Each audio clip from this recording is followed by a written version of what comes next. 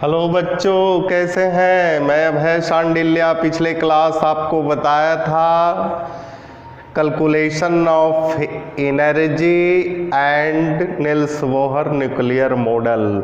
तो उसमें हम लोग देखे थे, फॉर्मूला आया था। उस फॉर्मूला पे हम लोग कुछ न्यूमेरिकल आज बनाते हैं स्टूडेंट। तो आज का क्लास जो होगा न्यूमेरिकल का क्लास होगा। सिर्फ ध्यान दीजिएगा, सिर्फ फार्मूला पर बैठाना है, आसानी से बनेगा। रेगुलर क्लास करते रहिए, वीडियो को पूरी तरह से देखिए। और न्यूमेरिकल जो है, साइंस अगर पढ़ रहे हैं तो न्यूमेरिकल बनाना जरूरी है। अगर न्यूमेरिकल नहीं बनाते हैं तो आपका कंसेप्ट जो है क्लियर नहीं होगा। तो हम लोग लिखते हैं, ठीक है। क्वेश्चन, पहला क्वेश्चन आप लोग नोट कीजिएगा। The electron energy, this transition। Student ध्यान दीजिएगा, क्वेश्चन है the electron energy in hydrogen atom is given by, इतना दिया हुआ है हाइड्रोजन एटम का energy, n² divided by n²r। Calculate the energy required to remove an electron completely from the n = 2 orbit. What is the longest wavelength. कहता है इस question में, इतना लंबा चौड़ा है लेकिन ये क्वेश्चन बहुत ही आसान है, ध्यान देंगे। कहता है किसी हायर ऑर्बिट से सेकेंड ऑर्बिट में इलेक्ट्रॉन जंप कर रहा है ना। तो वो हायर ऑर्बिट कौन दिया हुआ ये पता नहीं है, तो हम लोग कोई हायर ऑर्बिट इनफाइनाइट ले लेंगे। और कहता है सेकेंड ऑर्बिट में, यानी पिछले क्लास में आप लोगों ने देखा होगा कि डेल ई बराबर, मैंने बताया था, higher energy orbit minus lower energy EN1, ये फॉर्मूला बताया था। अब हम लोग देख लेते हैं, डेल ई निकाल लेते हैं, यानी एनर्जी बराबर ए जो है ये दिया हुआ -21.7 × 10⁻⁻12 और डिवाइडेड बाई ए। ऑर्बिट कूद रहा है कहाँ से ये पता नहीं है, तो इनफाइनाइट कर देते हैं और यहाँ माइनस है और इसका एनर्जी हो जाएगा -21.7 × 10⁻⁻12 और n², n दिया हुआ है सेकेंड ऑर्बिट 2² होगा कि नहीं। अब यहाँ थोड़ा सा स्टूडेंट ध्यान दीजिएगा, डेल ई बराबर, यानी ये क्या हो जाएगा, ये तो आपका 0 हो जाएगा, 0 माइनस माइनस प्लस हो जाएगा 21, यानी 21.7 × 10⁻⁻12 डिवाइडेड बाई 4 आ गया। अब इसको आप डिवाइड करते हैं 4 से तो क्या होगा, यानी डेल ई बराबर 5.20 यानी 5.44 × 10⁻⁻12 अर्ग आ गया। अब देखिए आपका एनर्जी जो है निकल गया, एनर्जी निकल गया तो क्या फिर निकालेंगे, पूछ रहा है आपका वेवलेंथ। और डेल ई बराबर क्या होता है, hc/λ, किसके अनुसार, प्लैंक्स, यानी प्लैंक्स क्वांटम थ्योरी, यानी प्लैंक्स क्वांटम थ्योरी के अनुसार ये जो है hc/λ होता है। अब यहाँ ध्यान देंगे कि डेल ई आपका दी निकला हुआ है, कितना निकला हुआ है, 5.44 10⁻⁻12 और h का वैल्यू आपको मैंने बताया था, यहाँ लिख सकते हैं। h का वैल्यू दिया हुआ रहेगा 6.6 × 10⁻⁻27 अर्ग। और अर्ग में अगर लिखेंगे तो c का मान, स्पीड ऑफ लाइट 3 × 10⁻10 cm/s होगा कि नहीं। अब यहाँ वैल्यू आप बैठा दीजिए, h का वैल्यू 6.6 × 10⁻⁻12 -27 27 और A दिया हुआ है 3 × 10⁻10 डिवाइडेड बाई वेवलेंथ। ठीक है, अब आप वेवलेंथ निकालिए। वेवलेंथ लैम्डा इजकल टू हो जाएगा 6 पॉइंट, इसको इंटू कर दीजिए तो 6 3 जा 8 और 6 3 जा 18 का 8 बाकी 1 बच्चा, 6 3 जा 18 यानी 19.8 इंटू 10⁻⁻, 17 में प्लस 10 जाएगा माइनस क्या होगा 27 में 17 होगा और डिवाइडेड बाई 5.44 इंटू 10⁻12 होगा कि नहीं।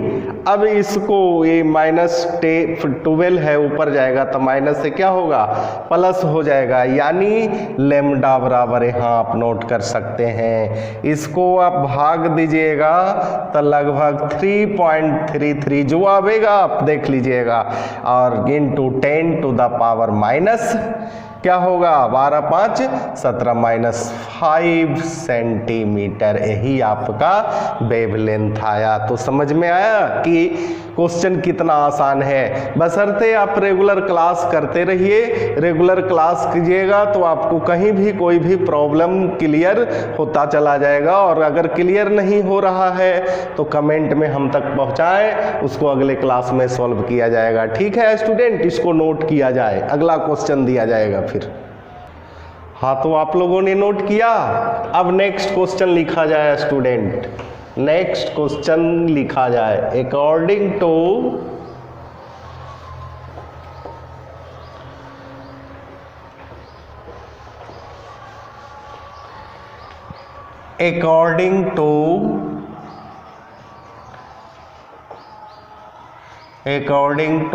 Bourse theory helium ions. Student देखिए क्वेश्चन कह रहा है अकॉर्डिंग टू बोर्स थ्योरी के अनुसार the electronic energy of hydrogen atom the nth Bohr और Bohr atom is given by, यानी nth ऑर्बिट का एनर्जी जो है इंडिकेट किया हुआ है। Calculate the longest wavelength, just जो पहले क्वेश्चन हम लोग क्वेश्चन बनाए हैं उसी तरह से है। इसमें अंतर है कि ये स्पष्ट दिया हुआ है nth ऑर्बिट, यानी nth ऑर्बिट का नाम नहीं दिया हुआ है, यानी अनफाइनाइट। इसके बाद कहता है calculate the longest wavelength of light that will be needed to remove an electron from the third Bohr orbit. लेकिन ये दिया हुआ है कि किस में जंप करता है इलेक्ट्रॉन, थर्ड बोहर ऑर्बिट में, और हीलियम आयन हीलियम दिया हुआ है। ठीक है, यहाँ क्या दिया हुआ है, हीलियम दिया हुआ है। कहता है ये जो है आपका हाइड्रोजन एटम है, यहाँ गौर से ध्यान दीजिएगा, सेम क्वेश्चन वही है जैसे ऊपर बनाए थे पहला क्वेश्चन, उसी तरह से इसको भी आप बनाइए। यानी डेल ई बराबर En2 और -En1 दिया हुआ है। अब यहाँ देखते हैं हम लोग एनर्जी को निकाल लेते हैं, चेंज ऑफ एनर्जी, इसका मतलब हुआ चेंज ऑफ एनर्जी। यहाँ तो स्पष्ट आपका दिया हुआ है, आप लिखें अन्यथा नहीं लिखें। 21.76 10⁻⁻19 डिवाइडेड बाई n, और n जो है इनफाइनाइट है, यहाँ माइनस होगा। और इसके बाद इसका फॉर्मूला लिखते हैं -21.76 10⁻⁻19/3²। लेकिन फॉर्मूला में पिछले क्लास में हम लोग क्या देखे थे, En बराबर होता है -21.76 Z² divided by n² into 10⁻⁻19 joule होता है। ठीक है, तो यहाँ हम लोग क्या करते हैं, Z² और Z क्या है हीलियम है, हीलियम का एटॉमिक नंबर क्या होता है स्टूडेंट? 2 होता है, इसलिए 2² हो जाएगा। अब इसका कैलकुलेशन कीजिए, ये तो आपका ऑलरेडी 0 हो जाएगा, यानी डेल ई बराबर 0 माइनस माइनस प्लस 21.76 इंटू 4, इसके बाद हो जाएगा 10⁻⁻19 कूलम्ब, और इसके बाद 3 3 जा 9। ठीक है, अब इसको आप काट सकते हैं, इसको डिवाइड कर दीजिए, ये मल्टीप्लाई कर दीजिए, है ना, हो जाएगा 6 चौक 24 के 4, बाकी 2 7 चौक 28, 2 30 0, और इसके बाद हो जाएगा 4 3 7, 4 दूनी 8 डिवाइडेड बाई 9 यानी 19। अब यहाँ देखिए भागा दीजिएगा तो ये आएगा 9 9 81 यानी 9.6 इंटू 10⁻⁻19 जूल। अब स्टूडेंट देखिए एनर्जी जो है 9.6 यहाँ लिख देते हैं, 9.6 इंटू 10⁻⁻19 जूल आपका एनर्जी जो है निकल गया। और जब एनर्जी निकल गया तो डेल ई बराबर अभी तुरंत हम लोग देखे थे प्लैंक्स क्वांटम थ्योरी में hc बाई लेमडा, और यहाँ डेल ई दिया हुआ है 9 निकाल लिए हैं हम लोग इंटू 10⁻⁻19 कूलम्ब जूल। एच का वैल्यू होता है 6.6 इंटू 10⁻⁻34 क्योंकि यहाँ जूल में दिया हुआ है। ठीक है, तो जूल में दिया हुआ है। उसके बाद स्पीड ऑफ लाइट 3 इंटू 10⁻, क्या होगा, जूल में दिया हुआ है तो ये मीटर में होगा, डिवाइडेड बाई लेमडा। अब लेमडा को इधर क्रॉस मल्टीप्लिकेशन करेंगे, लेमडा इधर चला जाएगा, यानी 6.6, 3 को आगे कर लेते हैं, माइनस 34 में प्लस के 8 जाएगा, क्या होगा, -26 होगा कि नहीं। इसके बाद ये है 9.6 इंटू 10⁻⁻19 दिया हुआ है। अब इसको ऊपर देखते हैं स्टूडेंट, थोड़ा सा और ध्यान दीजिएगा, आपका आंसर तैयार होगा। इसको पॉइंट से पॉइंट कैंसिल कर दीजिए, 9 पॉइंट क्या है 6, वैसे भी रख सकते हैं, कोई प्रॉब्लम नहीं, यानी लेमडा बराबर हो जाएगा 66 इंटू 3 और 10⁻, यहाँ कितना दिया हुआ है -26 नीचे से ऊपर जाएगा, क्या होगा +19 डिवाइडेड बाई 96। अब क्या करेंगे हम लोग, घटाएंगे, यानी लेमडा 18 198 बाई 96 इंटू 10⁻⁻7 होगा कि नहीं। गौर से देखिए,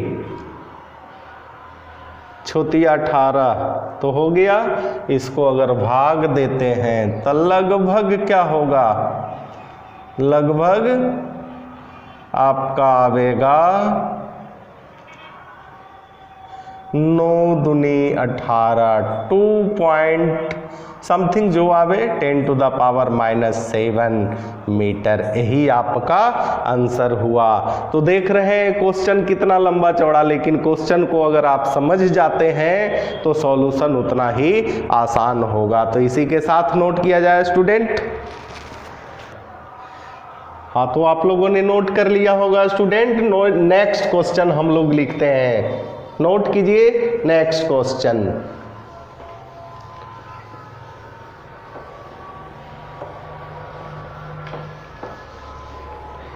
नेक्स्ट क्वेश्चन है, इफ दिस ट्रांजिशन यही क्वेश्चन है स्टूडेंट, इसको गौर से आप पढ़िए, आपको आसानी से खुद समझ में आएगा। लिखा हुआ है if the energy difference between the ground state of an and its excited state, यानी चेंज ऑफ एनर्जी दिया हुआ है एक्साइटेड स्टेट से ग्राउंड स्टेट, ठीक है। What is the wavelength of the photon, कहता है कि ये एनर्जी आपका दिया हुआ है चेंज ऑफ एनर्जी, हाँ स्पष्ट लिखा हुआ है ground state to excited state.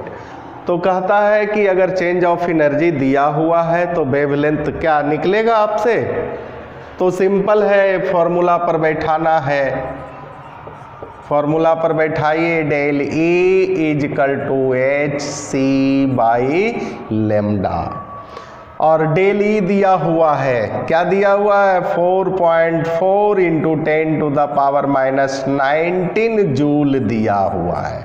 और जब स्टूडेंट जूल दिया हुआ है तो एच का वैल्यू भी एच और सी, ए जो है आपको निकालने की आवश्यकता नहीं है, इसको याद रखिएगा, नहीं तो क्वेश्चन में भी इस तरह से करके आपका दिया हुआ रहेगा 6.6 into 10 to the power minus 34 joule, और C का मान दिया हुआ रहेगा 3 into 10 to the power 8 metre per second दिया हुआ रहेगा। और लेमडा वेवलेंथ आपको निकालना है, तो CH का वैल्यू दिया हुआ है 6.6 into 10 to the power minus 34 joule, और स्पीड ऑफ लाइट दिया हुआ है 3 into 10 to the power 8 divided by lambda is equal to हो जाएगा 6.6 इंटू 10 इंटू 3, और 10 टू द पावर माइनस 34 में प्लस 10 जाएगा माइनस 26, और उसके बाद ए जो है क्रॉस मल्टीप्लिकेशन किए, लेमडा इधर चला आया 4.4 into 10 to the power minus 19। अब जो है इसको हम लोग पॉइंट से पॉइंट को कैंसिल कर देते हैं, और ये 66 है 44 है, ठीक है, तो इसको हम लोग 11 से काट देते हैं 6, और यहाँ क्या हो जाएगा 4 हो जाएगा 2, यहाँ हो जाएगा 3। अब हम लोग देख लेते हैं लेमडा इजकल टू, यानी 3 जा 9 इंटू 10 टू द पावर, अब देखा जाए स्टूडेंट ये नीचे है माइनस 19, ऊपर जाएगा माइनस 26 में प्लस 19 जाएगा, क्या बचेगा -7 डिवाइडेड बाई 2, इसको काटिएगा तो लेमडा बराबर क्या होगा 4.5 10 to the power minus 7 metre. तो आपको समझ में आया वेवलेंथ कैसे निकला, सिर्फ फार्मूला पर वैल्यू को बैठाना है, यही है एटॉमिक स्ट्रक्चर में आपका न्यूमेरिकल। इसको नोट किया जाए, क्वेश्चन अगला क्वेश्चन दिया जाएगा स्टूडेंट, इसको पहले नोट कर लीजिए।